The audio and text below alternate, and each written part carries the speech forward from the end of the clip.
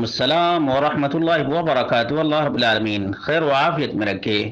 سوال یہ تھا کہ تہجد کے لیے اٹھتے وقت سورہ آل عمران کی آخری آیات وضو سے پہلے پڑھنا چاہیے یا بعد میں؟ اس کا جواب یہ ہے کہ صحیح بخاری میں 183، صحیح مسلم میں 763 نمبر کی روایت ہے عن ابن عباس رضی اللہ عنہما انه بات لیلة عند میمونہ زوج النبی صلی اللہ علیہ وسلم وہی خالته۔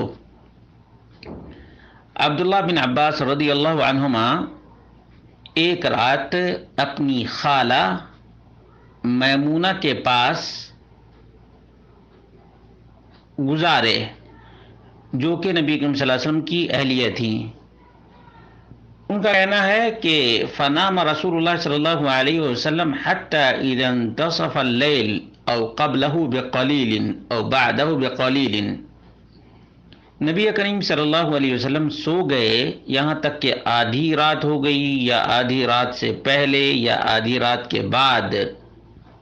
استيقظ رسول اللہ صلی اللہ علیہ وسلم بیدار ہو گئے، فجلس يمسح النوم عن وجهه بیدہ، بیٹھ گئے اور اپنی چہرے سے اپنے ہاتھوں کے ذریعے نیند کو دور کر رہے تھے۔ ثم قرأ العشر الآیات الخواتم من سورة آل عمران۔ پھر اسی حالت میں اللہ کے رسول صلی اللہ علیہ وسلم نے سورہ آل عمران کی آخری 10 آیات کی تلاوت فرمائی۔ ثم توضأ فأحسن وضوءه ثم قام يصلي۔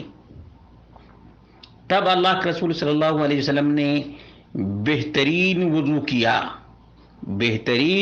کیا اور قیام کے لیے کھڑے ہو گئے۔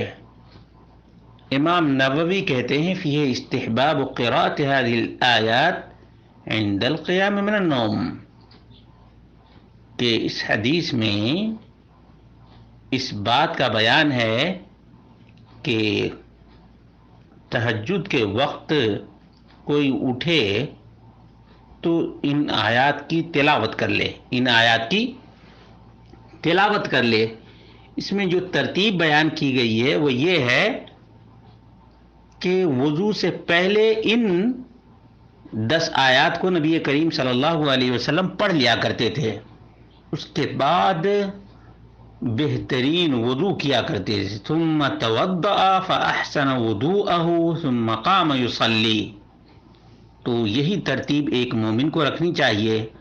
اللہ رب العالمین سے دعا ہے اللہ رب العالمین ہم سب کو نبی کریم صلی اللہ علیہ وسلم کی سنت اپنانے کی توفیق عطا فرمائے۔